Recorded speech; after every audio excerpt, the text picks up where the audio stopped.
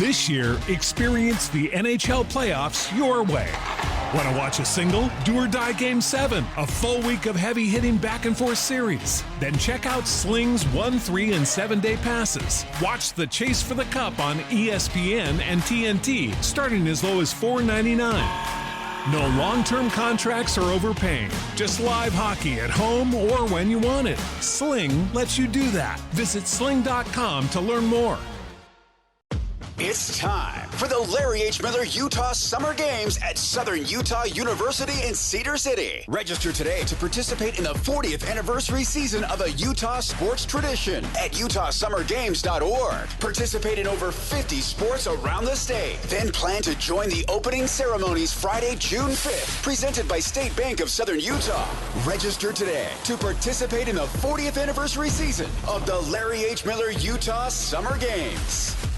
All hockey all the time now, PK. The Mammoth are playing Game 2 tonight. Mike Folta joins us from Las Vegas. Mike, good morning. Guys, I'm tired. I'm sunburned. I'm hungry. I don't have any money left. I'm as broke as it gets. I'm tired of this godforsaken town, but you know what? I'm fighting through it. I'm soldiering through because this time of year it's playoff. Nobody's 100%. We're all a little banged up. But guess what? I'm gutting through it for the boys. Big Game 2 tonight against the Golden Knights. I hear you, man. For me, Mike, and DJ and our listeners right now, I am hockeying on heaven's door. Well, at least somebody's in heaven, or at least back in God's country, PK.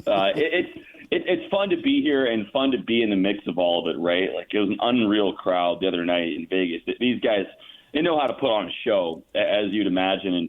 And the Stanley Cup playoffs have been exactly what we know them to be. If you look around the league, and, you know, I haven't been able to watch every game, but you're seeing dramatic finishes, 2 overtimes between the Hurricanes and the Senators last night, a close one between Dallas and Minnesota. That series is tied. The Oilers score late to win one last night. Like, every single time you turn on a game, something dramatic is happening. So it's that time of year where we all want to be. The Mammoth are a part of it, and they have a great chance to even up the series tonight.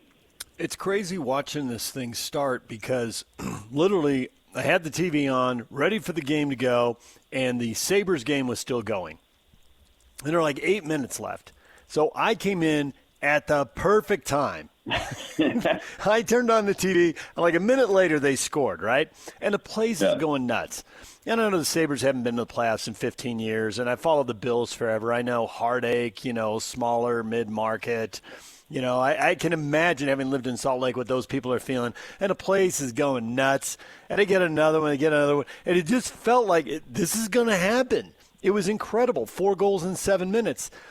And then in the third period of the Mammoth game, it felt more inevitable for Vegas. It felt like they've been here before. On the TV broadcast, they were going hard at the one team's got experience, one team doesn't. They had graphics on the total number of playoff games each team had played. They had all kinds of stuff, right?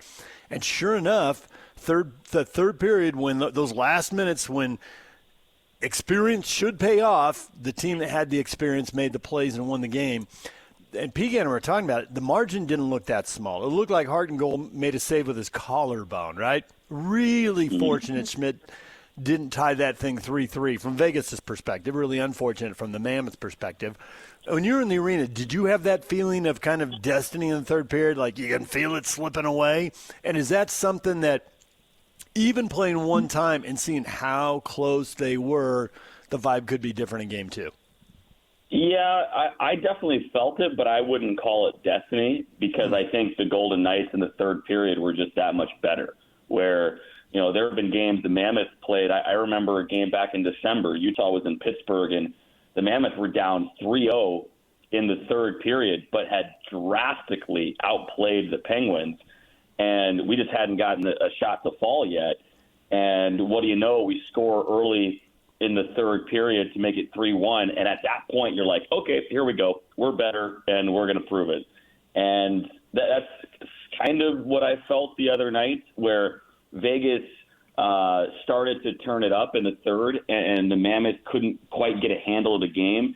And so once Vegas tied it in the third period, yes, the building came alive, and you started to feel that kind of transcendent shift, I guess. Like, it's not a tangible thing. You just felt it. But, the Golden Knights were better from an X's and O's standpoint in the third period too. And they deserved it in the third period. They've been a comeback team all year, and they've got a ton of confidence playing from behind. Yeah, I think that's excellent analysis by you as we're watching the game. It was physical and all that. And then obviously the other team turned it on when it mattered the most and won the game. So with that in mind, what needs to change in order to find a way to win this game tonight, game 2? I think the big thing is you can't let their best players control the puck as much. The Vegas is a team that likes to hang on to the puck and make plays. Like, you got some teams that are always shooting it. They're shooting it from every angle, even if it's a bad angle. They're shooting and creating broken plays. Where Vegas, they like to hold on to the puck a little bit more and trying to get that perfect play. And they were able to do that a lot in the third and even throughout the game with their best players, Jack Eichel, Mitch Marner, Mark Stone. Those guys were able to hold on to the puck and create plays. And I think the Mammoths have to take, force the puck off their stick a little bit more, force them to move the puck around and not carry it so much. I think also the Mammoths have to be better in front of each net. You saw the Golden Knights tip in the game-winning goal in the third period. It was a shot from the blue line that got tipped in, and Carter Hart made a ton of saves for Vegas, but a lot of them he was able to see cleanly. I think the Mammoth need to do a better job of getting traffic in front of the net and kind of making things dirtier in front of Carter Hart to make his life more troublesome. Because, guys, he gave up some awkward rebounds.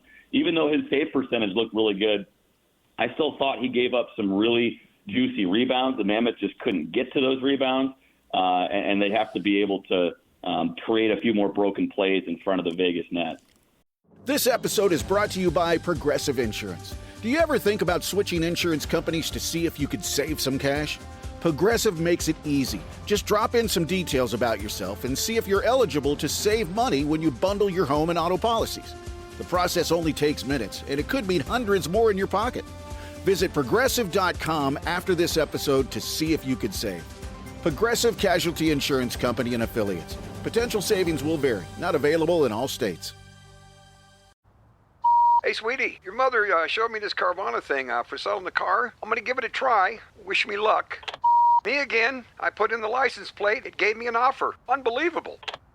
Okay, I accepted the offer. They're picking it up Tuesday from the driveway. I haven't even left my chair.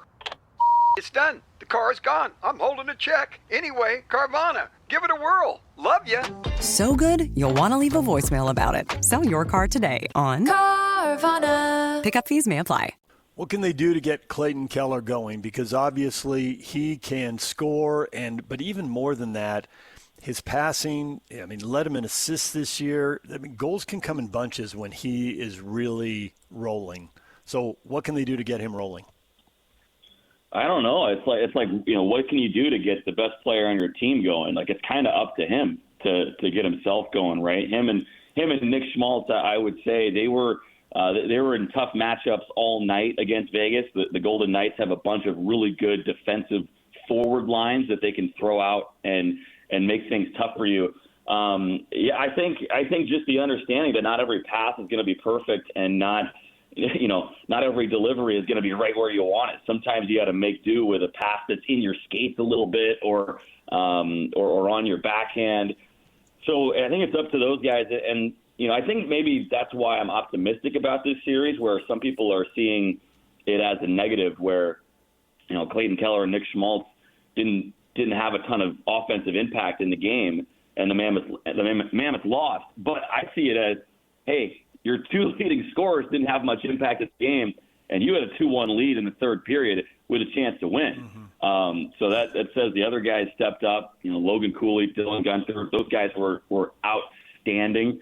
But I have faith in Keller and Schmaltz that they can get it going. They haven't stayed down for long this season, and when those two specifically are scoring, the Mammoths are almost always winning. I think Utah's lost like one game all year where Nick Schmaltz has scored a goal, and he scored 33 of them in the regular season. So it's pretty remarkable that whenever those two score, the Mammoths seem to win. Do you really believe that Logan Cooley's life is in jeopardy? Well, you can't hit what you can't catch. So nice. I think he's going to be okay. He's maybe the best skater in this series. I think he is the best skater in this series. I'm not sure that's even that close. And he was getting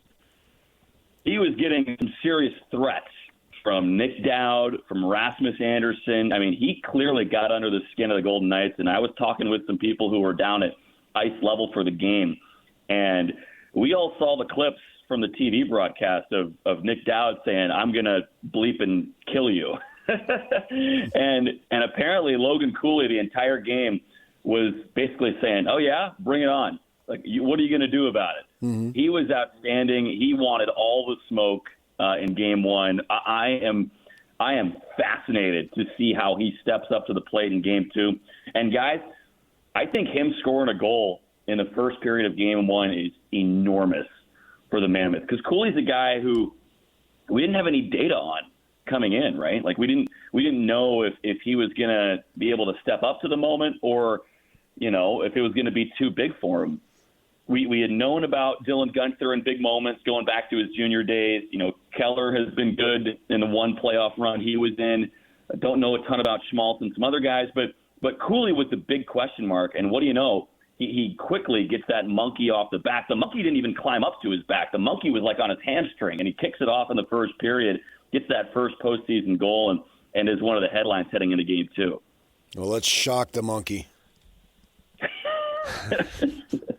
Just launch that monkey out of T-Mobile Arena. How much of this antagonistic, maybe hate-filled behavior is real, and how much is created by the playoffs? Because honestly, right from the start, anybody goes in front of the goal, there's a whistle, and then someone's coming up bumping, throwing a shoulder, throwing an elbow. They hate each other from previous regular season matchups, or it's just trying to establish the physical intimidation and intimidate the other guy in a playoff series. And then it becomes real over time because you've hit each other 10 or 20 times and somebody does say something, and pretty soon you do legitimately loathe the other guy. But how much of it's just created by the playoffs?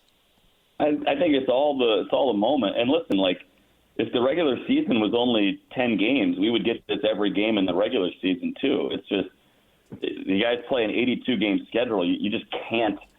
You can't get in a fist fight every single whistle, every single night for 7 months, right? Mm-hmm. And so when the playoffs start, well, you're not holding anything back. Not to say you're holding things back in the regular season, but you're a little bit more measured. And yeah, it's the intensity of the playoffs. And you said it, DJ. Like, you can't.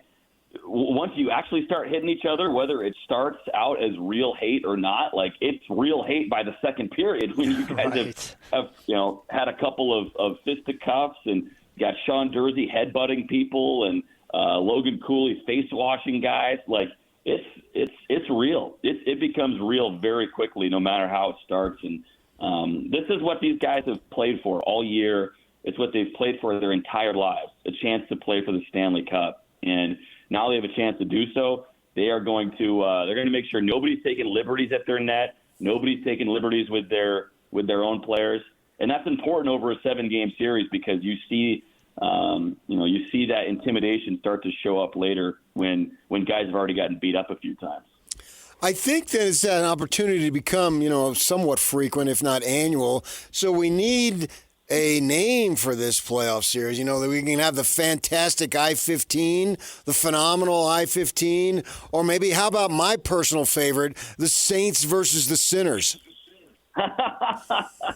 It's our own holy war, isn't it? Yeah, exactly. Saints and Sinners, that was a little bit of what we were talking about on our daily show, Mammoth Daily. It's like you walk outside of one building, one arena, you see a temple.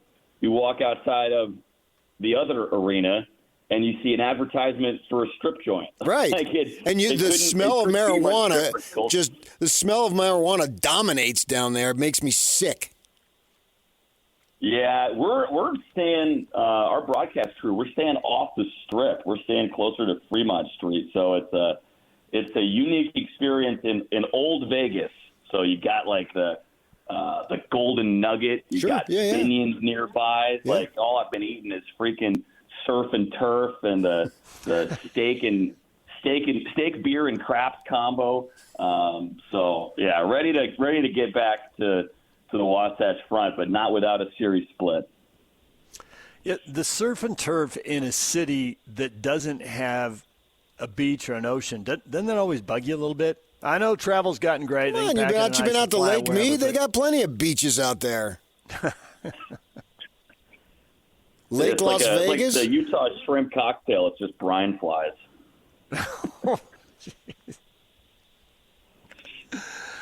All right, Mike, we will hear you tonight. Game 2. Thanks for joining us this morning, and we'll see you back here after this one's over, even if you've got the money to get home. Can't wait, guys. Might be hitchhiking my way up I-15. So if you're driving from Black Desert, PK, and you see a guy with his thumb out on the side of the highway, I'll pick you up. Him up. Gotcha. There you go. Thanks, Mike. See you guys. This year, experience the NHL playoffs your way. Want to watch a single, do or die Game 7, a full week of heavy-hitting back-and-forth series? Then check out Sling's 1, 3, and 7-day passes. Watch the Chase for the Cup on ESPN and TNT, starting as low as $4.99. No long-term contracts or overpaying. Just live hockey at home or when you want it. Sling lets you do that. Visit sling.com to learn more. Now at McDonald's, a McDouble is $2.50, so you can get your gym gains on, or just get lunch for only $2.50. Get more value on the under $3 menu. Limited time only. Prices and participation may vary. Prices may be higher for delivery. Ba-da-ba-ba-ba.